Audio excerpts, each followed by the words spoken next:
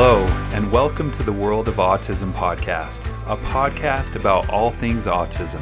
I am Dr. Jeff Knight, and I'm on a mission to create hope, peace of mind, freedom, and confidence for these children with autism, and in serving their families to help create the happiest, healthiest versions of themselves.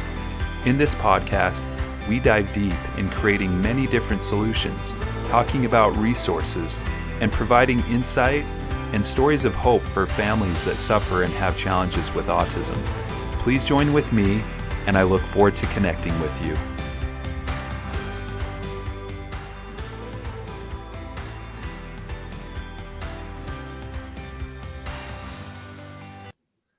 All right. Welcome to the World of Autism podcast. I'm your host, Dr. Jeff Knight, and I am thrilled to introduce to you our guest today. His name is Dr. Jim Bentz from Washington State, Anacortes. And I've known Jim now, it's probably been 5 or 6 years, I think. We were fortunate to cross paths because we share a similar business coach. And we were both at a training in Salt Lake City when we met. And from there, we just connected immediately. The reason why I'm invited Jim to be on this podcast is because of what connected us originally, which is a technique. It's actually a system. It's a system that was developed by Dr. Andy Phillips, and he is from New Zealand. The system is called Neurological Integration System. And it was something that enthralled me so much when I first learned about it, that immediately I thought to myself, how can this technique help children with autism?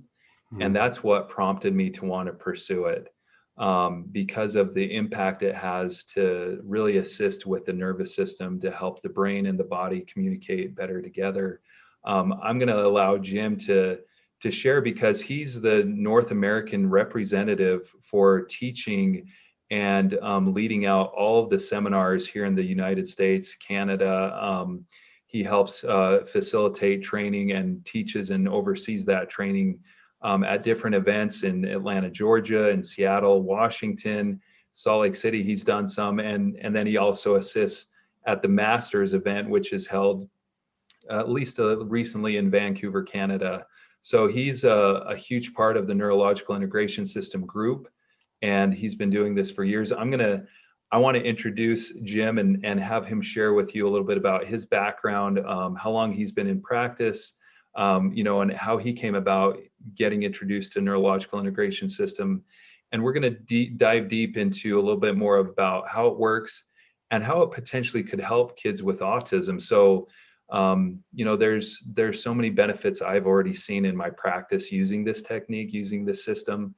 And I want to have Jim, who's the master of it, share a little bit about himself and a little bit about what NIS is. So NIS, we'll use that term referencing Neurological Integration System. So you'll hear us use that term, and that's basically what we're referring to. Go ahead, Jim, share with us a little bit about your background. Yeah, well, thanks, Jeff. It's so great to be on this call with you today. As you say, we've known each other for a while. And one thing that initially impressed me about what you, as you learned NIS, was how quickly you caught on to it. It just seemed to resonate with you. Yeah. And I also just want to say how much I admire the work you're doing with these kids. One of our mutual acquaintances, Dr. Zach Bush. Yeah. I just was listening to a podcast with him the other day, and he was talking about working with autistic kids and how rewarding and challenging it was, and how much he's been able to learn from these kids. Like they've been like teachers to him, right? And I thought that was really inspiring. And look, I know you feel called to work with these kids, and as we know that the rate of autism is increasing dramatically in the world, and we need more people like you out there able to help these kids. But I'll just go back a little bit into my background. So I graduated from Palmer chiropractic college in 1984 and moved out to Washington State and began my practice. And I was practicing for about 10 years, doing pretty traditional chiropractic manipulation. And then in 1997, I had the good fortune to hear about this thing called NIS, and it intrigued me. And so I remember going to my first seminar in 1997, and Dr. Phillips had, at that time, he would fly over from New Zealand and teach a weekend seminar. You got to understand that's a 17-hour flight each way. Wow. And so he taught a seminar in Las Vegas, and I went to it. And I got to say that my first impression was like, what have I gotten myself into here? Because as you know,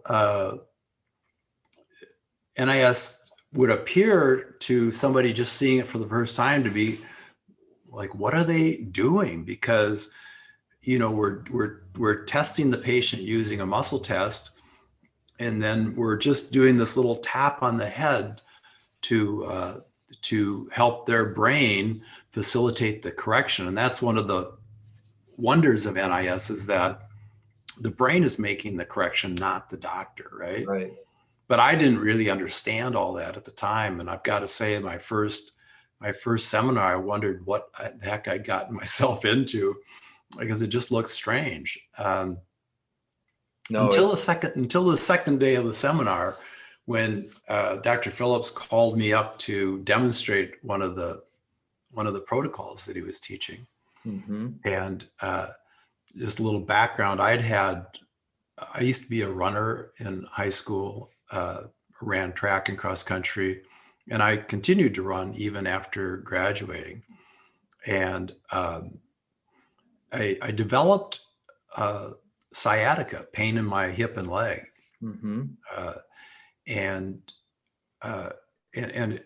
it became almost debilitating, and I didn't know what was going on. And a friend of mine suggested that I go see his chiropractor. And I remember thinking, aren't those guys quacks? I mean, right. But I went, and it helped me.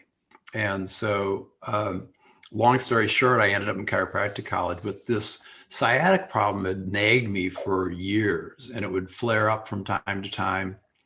And to the point that I sometimes couldn't work for 4 or 5 days in a row. And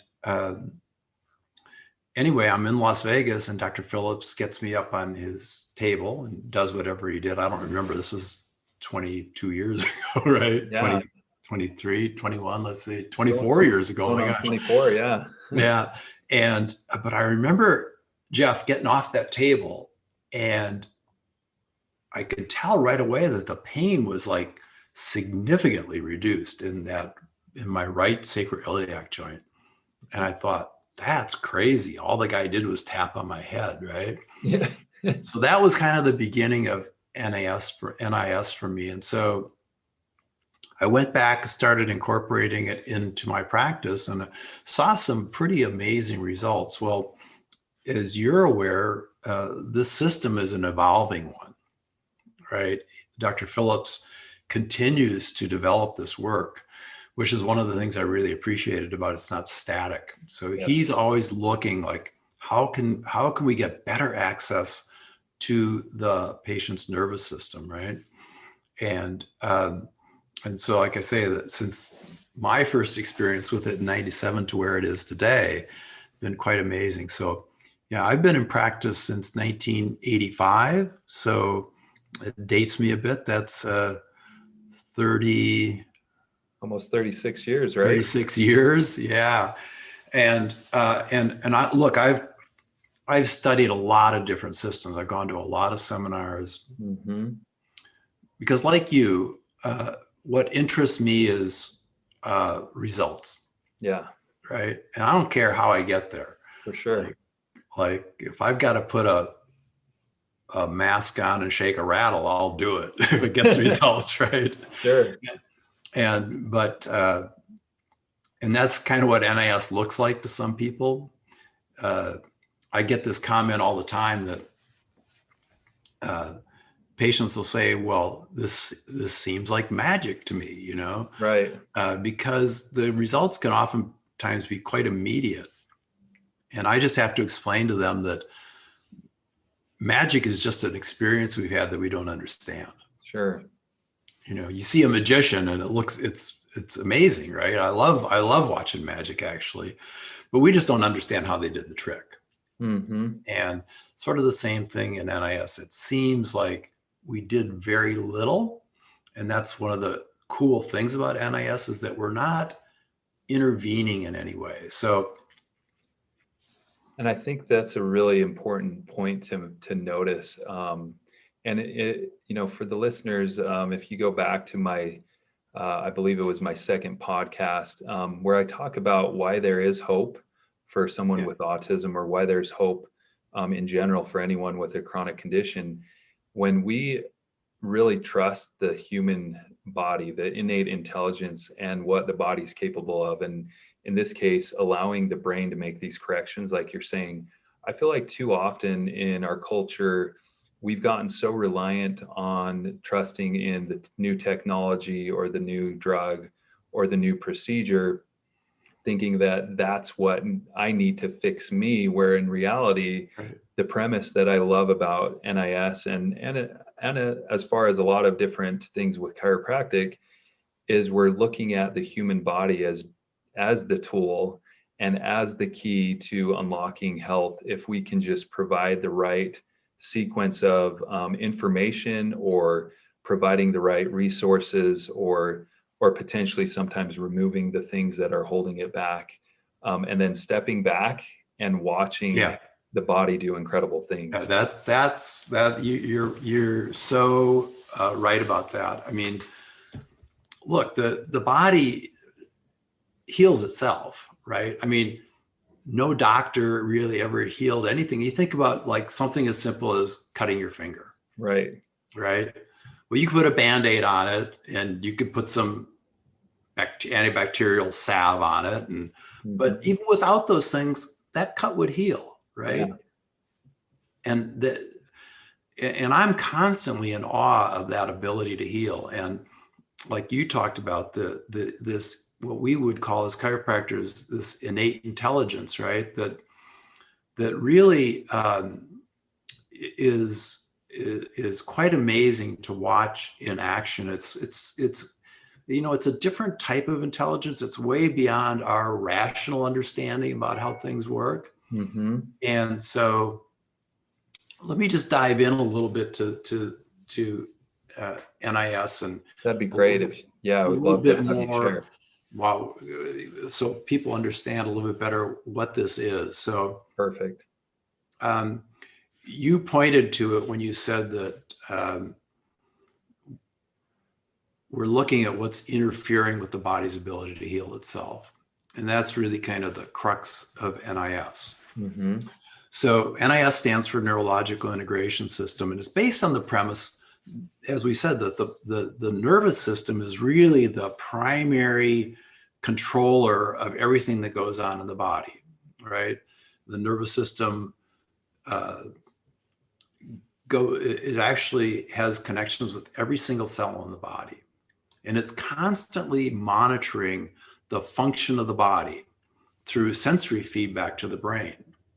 And that sensory feedback to the brain then will produce some sort of reaction, whether it's the release of a particular hormone or chemical, or the activation of an immune pathway, or the activation of a motor signal to a muscle or a joint. That's fundamentally how the body functions, right? And so there are certain things that can start to break that signaling system between the brain and the body, and the body and the brain. And I think it's important to understand that this is not, the nervous system is not like a top-down system, like the brain's the CEO and it's running everything. It's I read a book recently. I thought it was good. The guy said the nervous system is more like a chat room. I mean, you've got all sorts of feedback coming into the brain and all sorts of information going from the brain back to the body. So it's a two-way street. It's not like a top-down system, right? And the other thing that's important to understand, I think, is that the brain is what we would call holographic in nature. In other words, the function of the body is actually encoded in all the parts of the body. So in a holograph is basically an image that's produced through putting a laser, shining a laser on like a photo. You can use a photographic plate, and that coherent light then creates a 3D image, right? Well, that's sort of the analogy of how the brain works. The nervous system is really reflected in every part of the body. So it's a very holistic system. And so in NIS, what we're doing is we're using a muscle test, right? Yep. So the muscles are really a way of getting direct feedback from the brain about what's happening in the body or in the brain itself, right? So the muscle test employs what we call a motor sensory loop. So when we have the patient, when we test the patient, we're usually using their arm. It's just convenient. You could use any muscle in the body, but by just very gentle pressure on the arm and seeing if that motor sensory pathway between the brain and the arm is functional, then we know we've got access to the nervous system. And then what we do is we test various reflex points on the surface of the body that are related to joints, organs, glands, and even the nervous system itself. Right. And if there's any breakdown in those signaling pathways between the body and the brain, when we contact a point associated with a disrupted signal, it's like overloading a circuit breaker in your house. You know, you put 16 amps in a 15 amp circuit, and you know what happens. I mean, you're going back to the breaker box to find out what happened. Very much the same here. So this responsiveness through the muscle test really allows us to get an accurate understanding and feedback from the body as to exactly what's going on. And this is really a new, to me, it really represents a new paradigm in health, because most healthcare consists of the doctor, getting information, getting labs, getting imaging, things like that, right? That are exactly. And those things are useful. I mean, they're really helpful, Definitely. right? Yeah. But the doctor then has to try to put all that together and figure out what's going on. Well, I'd rather go directly to the source. Sure. Which is the body and the brain, right? Yep. And have that feedback directly from the body and saying, here's where the problem is, right? Because a symptom could be caused by many different things. And so you're kind of guessing as to what's the cause of it, and then trying different things to alleviate the symptom, rather than let's just ask the brain. Right. It knows what's going on, right? And so once we've established where the problem is, we're just holding some points that are disconnected on the body, and at the same time just doing this, what we call integration, which is we're tapping over an area of the brain called the postcentral gyrus. Jeff, you understand this. The postcentral gyrus is the primary receiving area for touch. So it's registering the touch on these points that are connected to these different neurological pathways. And by doing that, it initiates a response in the brain where the brain starts trying to reconnect these points. Yep. And we don't really understand what happens after we do this, but the brain knows exactly what to do to correct the problem. So one of the questions I get a lot is, what disrupts these pathways? Like, what causes it? And we found that it's really related to some sort of stress. It could be trauma. It could be an infection. It could be some physiologic or metabolic disruption. Every person has a certain inborn tolerance to these stressors. Yep. And those things are determined through genetics, through lifestyle factors, a number of different factors, how they respond to their environment. And once those tolerances are exceeded, that's when these pathways start to break down, right? So it just provides a beautiful and very elegant way to get feedback directly from the body. And the other thing I love about that, Jeff, is that it's safe. Yes. You're not going to hurt anybody with that work, Yeah, right? exactly. It's 100% safe. And so, which a lot of interventions aren't. They every time we intervene, whether it's with a medication or some surgical procedure or something, there's risk associated with those things, right? Right. And so we want to avoid risk as much as possible. Exactly. No, especially with working with these autistic kids, right? I mean, they're pretty delicate, their systems.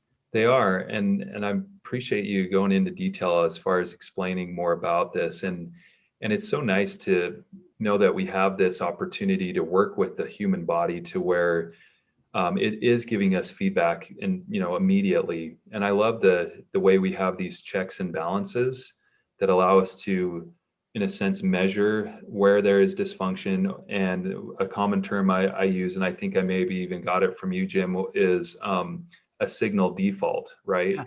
Where the brain and some other part of the body, or the body and some other part of the brain, whatever it is, there's something where there's just a disconnect. And I like to describe it almost like you're trying to send a text message to your friend, and it's looping. It's just it's on for whatever reason it's not able to get through, and you end up talking to your friend later and say, hey, did you ever get that text? And it's like, no, I didn't. And it's like, wait, I swear I sent that. You know what I mean? And so there's times where I know the body is trying to do something similar, and the connections just aren't as strong as they should be. And so with the neurological integration system, the thing that has been so fascinating to me is how we can influence that and restore that. And I love that the fact that we can test it and immediately we can see if there's a change, which is so nice, because like you said, we like to see results. We want to see something that's happening, and this can give patients that confidence to know that, hey, this isn't just some crazy kind of technique, and yeah, they're tapping on that part of my head over that postcentral gyrus, but there's immediate feedback. And I'd be interested for you to share, Jim, as far as some of the common responses or ways people how they respond to the treatment, like especially the initial treatment. I know I see a lot of times with patients after their first visit, that they go home and they crash, like they just feel like they need to take a nap.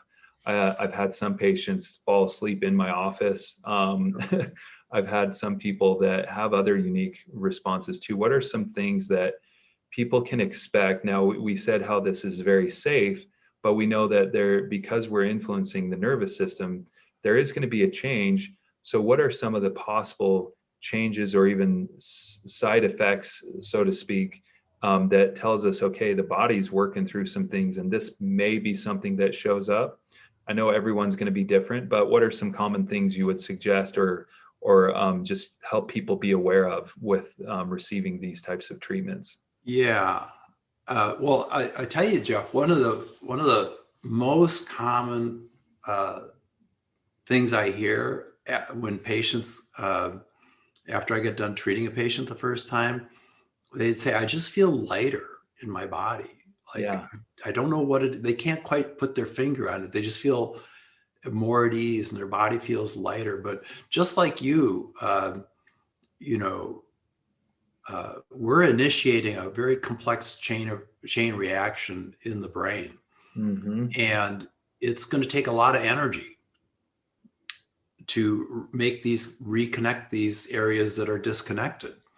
And so, yes, I think I always tell people, look, just tune into what your body's telling you. If you feel like you need to rest, rest. I mean, like you say, it's common for me to hear people say, "Man, I don't know what you did to me, but I went home and I slept for 12 hours," Yeah. And so I think just let people know that their body is going to be doing all the heavy lifting. Their brain and their body are going to be doing all the heavy lifting, and they should just kind of tune into what's happening. And look, most people really do understand what they need. But I tell them, don't go out and don't go work out or uh, don't go out for partying tonight. I mean, let your body rest, let your body heal, right? Yep. Because healing takes energy, and Does. so they just need to respect what their body's telling them that they need to do, and not put more stress on the body at that time, right? I mean, I just always tell my patients, look, just take it easy for the next day or two, and really tune in to what's happening and how you're feeling. Yes, thank you. Another thing I want to talk about, Jim, is now with children with autism or anyone with autism, some common symptoms that these individuals have is where that sympathetic nervous system, that fight or Yes. flight, has been, ratcheted up a little notch or two. Oftentimes that can be a big problem, as well as the thing that opposes that, which is the parasympathetic nervous system, which is more of that calming, resting, repair, recovery aspect of our nervous system. And that has influence on so many different things in our body: heart, lungs, liver, kidney, spleen, small intestine, to name a few.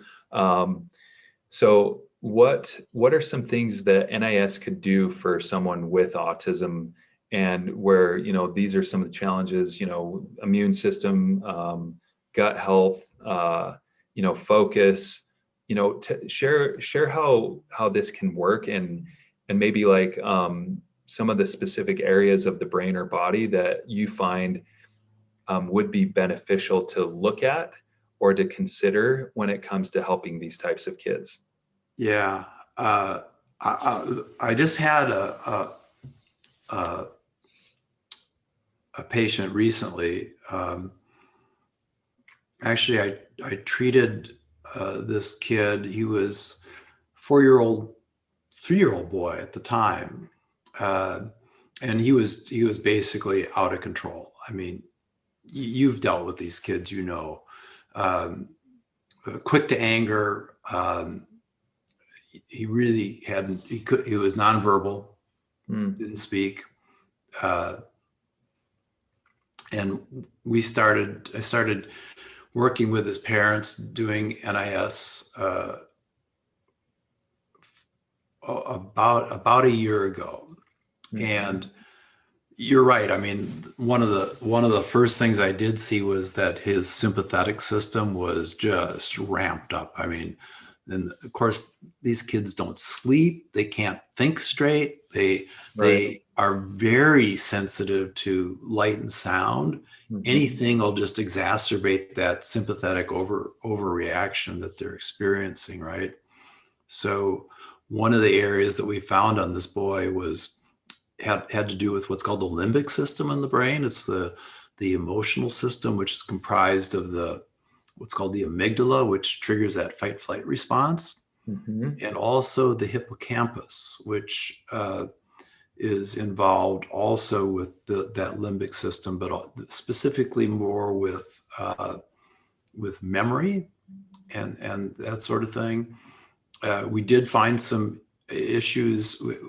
There's this thing that we learned in NIS called retained reflexes, where these reflexes that are normally present in the first few years of life are persistent in these kids. Like the startle reflex is one that I've seen a lot on these kids, right? Mm-hmm. Which again makes them very sensitive to sound.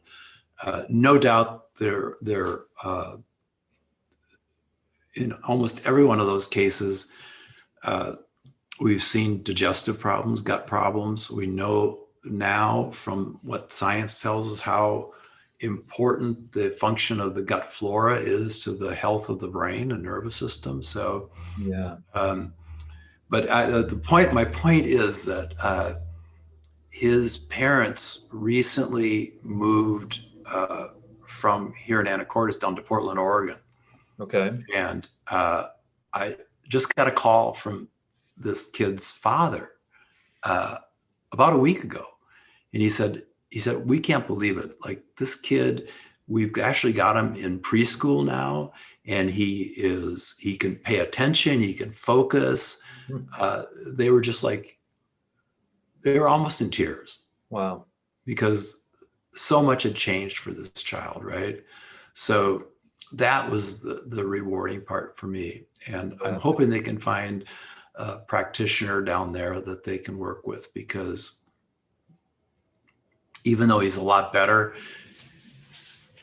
we'd still like to be able to have him follow up with care. But sure. But yeah, that no doubt that the brain is really involved with this, the brain and nervous system. Have you read Robert Sapolsky's book, Behave? I have not. Oh, so Sapolsky's a neuroscientist at Stanford, and amazing guy. But he wrote this book called Behave that came out about 3 years ago, I guess. And what he talks about, it's interesting. He looks at behavior, because that's what we're seeing on the outside. What we're observing is how they're behaving, right? Mm-hmm. And then he kind of goes back. It's like, well, how did this behavior result, right? What did it come from? And he talks about the neurological pathways that produce these behaviors, right? And very much so, he talks about how involved the limbic system is in producing some of these behaviors. One of the examples he uses is teenage boys. Sure. And we know in boys' brains mature a little more slowly than girls do. Yeah. And the boys' what's called the prefrontal cortex, which is the part of the brain that makes rational, it's the decision-making center of the brain, and the cognitive center of the brain. And it can get very much overridden by the limbic system. So this is why teenage boys do a lot of stupid things, right? Because that category when I was a kid, for sure. Me too, right? They don't, because that impulse control is dependent on the full function of that prefrontal cortex. And so this is why these teenage boys tend to have more accidents, car accidents, things like that. But he goes into quite a bit of depth just showing those kind of examples. It's like, what's driving this impulsive behavior? And similarly, in these autistic kids, if we can understand what's driving the behavior that we're seeing on the outside, which is where NIS is brilliant, right? As far as getting to look at the brain and understanding what's not connecting here that's driving this behavior that we're observing. It's just immensely helpful. It is. No, it's been such a wonderful tool that I've been using for now, like I said, 5 years, and even some of the incredible things I've seen. I use it with almost every patient that I see, not just the kids with autism, but with autism. One of the neat things I saw with a boy that I was working with, him and his mom, is he started becoming more creative. Yeah. He was even showing more affection with his mother Yeah. and giving her more like hugs and loves, and he was being more tolerant of his siblings, not getting as many meltdowns or breaking out in some of that frustration that oftentimes will happen. And it really was pretty incredible. I remember even a time where we were doing in between treatments, and the mom comes back and she said, my son was super emotional this week, Mm. and where he was even in tears multiple times. She's like, is that normal? And I said, you know what? It's not uncommon to see that type of response as we're helping these systems start to become integrated and working better. I've seen sometimes even emotional things, express themselves and show up as far as like a way for the body to unravel or Yeah. unwind, and how this even can help the body in a sense release sometimes stuck emotions. And I thought that was fascinating, but it has been so wonderful to know that it is safe, it's effective, and it does have the ability to really help kids in a pretty impactful way. Um, what are some other things you would want people to know about with NIS, Jim, and as far as just the way it works, or even how to find a good doctor? Because as you and I know that it's it's an international technique in the sense or system that's being used all over, but it's not always easy to find someone that does it. Yeah. That's true. Going back to your first question, Yes. what sort of things do we see, even with non-autistic kids? It's important to understand that I just finished a great book by another neuroscientist, David Eagleman, Mm-hmm. and it's called two books that I really recommend. One's called Incognito, and in that book he talks about how most of the processes that go on and most of the things that happen in the brain and nervous system are really happen below the level of conscious awareness. They're subconscious, right? And so we're not even aware a lot of times, like what's driving our behavior Right. or what's driving some of the symptoms that we have, you know, but the brain understands it, Mm-hmm. right? So it's important to understand that a lot of that is kind of hidden in a way from us, but NIS does give us that access into that subconscious functioning in the brain. So as you're aware, we've seen everything from back pain to headaches to anxiety and stress get better. And you talked about emotions, and emotions are a neurological phenomenon, right? They're not some mysterious thing. These emotions don't do these emotional states don't just come out of nowhere, right? They have a basis in neurology and physiology. So they can be chemically driven. Mm-hmm. It could be neurologically driven, or usually a combination of both, right? Yeah. So again, we're our rational minds are not the best way to approach things oftentimes. Sure. But this deeper level of function in the brain, it's interesting. If you look at a lot of the great scientific discoveries, they didn't come from the rational mind. They often were the result of a dream, like the discovery of the form of the benzene ring, that circular structure, came to, I forget the guy who discovered it, but it came to him in a dream, right? Right. And so there's all this things going on below the level of consciousness that are, like I say, hidden from view. But the beauty of NIS, it's the only thing, it's the only system I really know, Jeff, that gives us access to that hidden information. Yeah. Yeah, it's incredible. I mean, here's an example of that with one of the patients that I've seen as well. Is she came in originally with low back pain, and as we were doing our evaluation, the large intestine came up. Yeah. And she had never mentioned anything about her bowels or anything about anything like that. So we did our process and our protocols, and we provided, some treatment. She got off the table and noticed feeling improvement with her lower back. And she comes back the next day or in the second visit, and she said, I never told you about how I dealt with chronic constipation for all of my life. And that was the first thing that came up. And I'm actually pooping better now than I was before. And I'm like, I had no clue other than that's where your body guided me to, Yeah. And so that's the thing where our logical brain sometimes thinks, well, yeah, if I have low back pain, well, then this is what I need. But in her case, something with the large intestine was not quite right.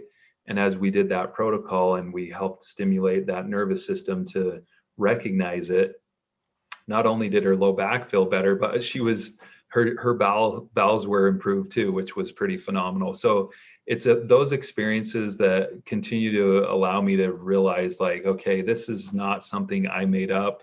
I can't do this on my own. I don't have an agenda, when I'm going into this. So it really is phenomenal just how it continues to unfold. And I do appreciate, like what you said, that it is ever evolving, that Dr. Phillips is continuously looking at ways to improve and make this more efficient, make it more effective. And so that's something I'm grateful for as well. Great.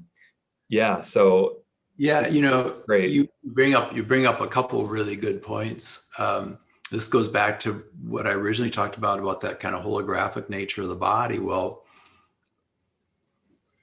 thanks to Dr. Phillips' work, we now understand how different organs like the colon are related through the muscular system. There's certain muscles that are directly affected by the colon, and a lot of them are in the low back. Yeah. So it makes a lot of sense what your patient experienced there. But to figure that out, like, how do you know if it's a problem with their spine or with the muscles around the spine? Yeah, that's the beauty of a system that can look and really understand the exact cause of that interference, right? Right. Yeah. So it's yeah, great. and I experience that almost daily. Sure. When I work on patients. I'll test something. I'll say, "Do you have this problem?" They say, "Well, yeah, but I never told you about that," right? Right. Because they think you're treating their back, not their bowel. Exactly. Right? Yep. That's why they came to see you. Yeah. And I see that all the time. They go, "How did you know?" I say, "I didn't, but your body told me." Yes. Yeah. Yeah. Yep. It happens all the time. So one other thing that I know parents listening to this, my question is, well, I know my kid has no way of being able to do a muscle test. Yes. What do we say to parents or families with kids that are maybe even 2, 3, 4, or maybe they are just severely on the spectrum? They have autism and they're pretty severe on the spectrum, and there's no way they're going to be able to hold a muscle test, put their arm out and test that way. So what are some ways to work around that? Well, we can employ something called surrogate testing, Jeff. Mm-hmm. This is where we use a third party to access that information from the body. So for instance, this kid that I was talking about, the mother would hold the baby. He was a child. He was 3 years old at the time, and I would test her while she held the child, and we would contact the points we wanted to look at on the child. And it sounds weird, but you'll get that response through the mother. Yep. Right, because they're directly connected, right?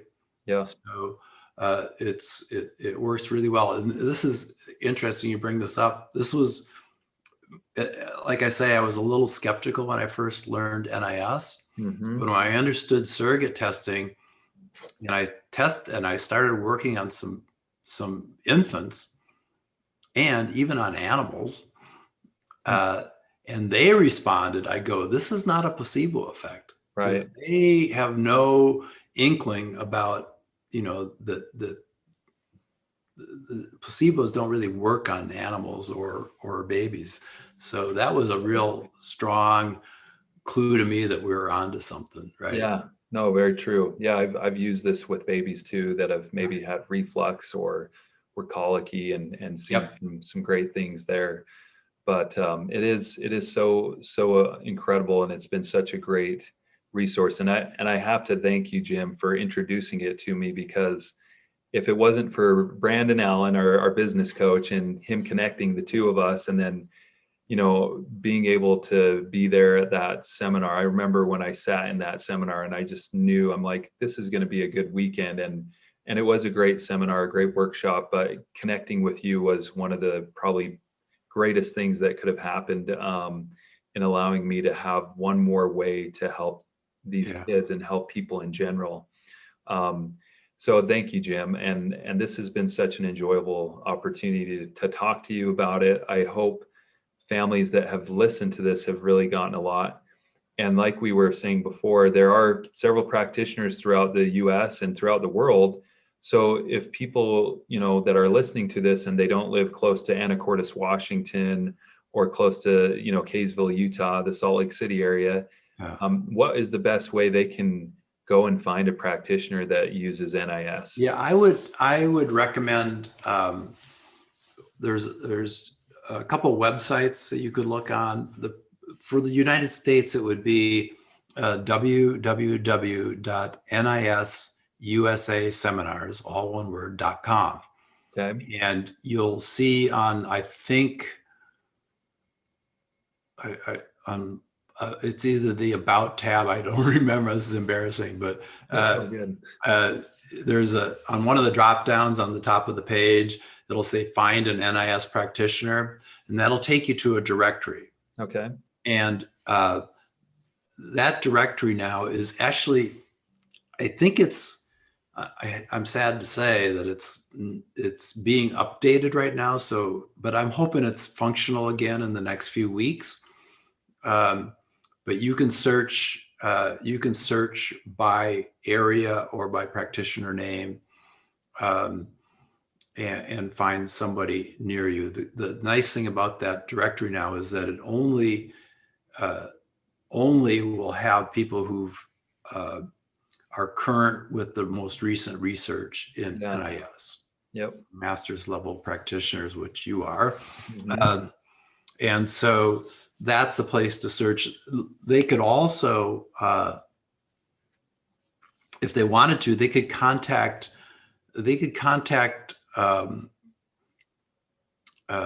us at info@nisusaseminars.com. And if they're looking for a specific area, I trained a lot of these people, so I know who they are. Yeah. So if they wanted to make an inquiry through that, just send an email and say, I'm looking for a practitioner in, Missouri or something. Yeah. And we'll find the closest practitioner to them that is current with the latest research. Great. That's wonderful. No, and I think that's important because, this is a system that people just need to be aware of, just with how good it's been for me in my practice and the people I serve. I know it's been game changing for you, as you've been now basically 20 plus years, right? So I've got a few years to catch up to you, Jim. I've been doing it for 5 years now.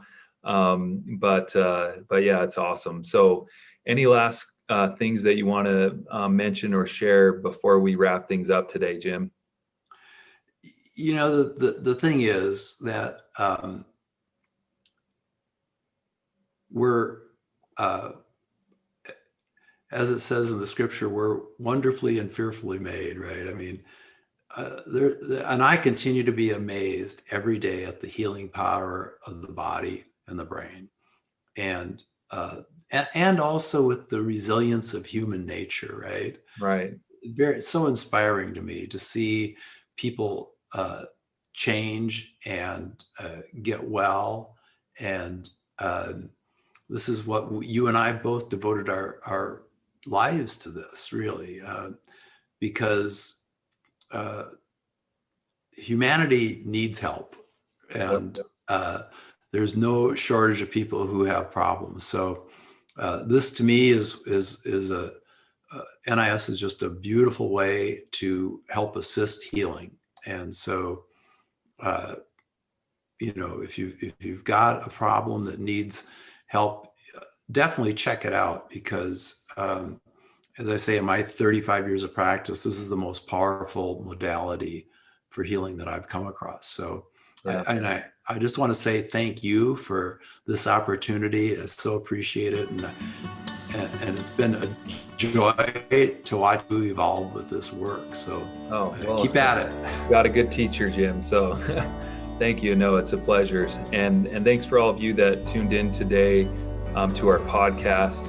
Again, World of Autism. You can contact Jim. Search, is it Island? Remind me your website again, Jim.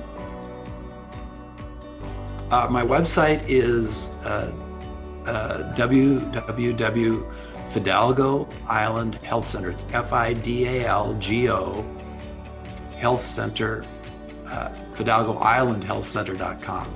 Great. So, yeah, for anyone in the Northwest, he is the man to contact and to reach out to. Such a great individual, as you can tell just from our discussion today. So thanks again, guys, and have a fantastic day and a great week. We'll talk to you later.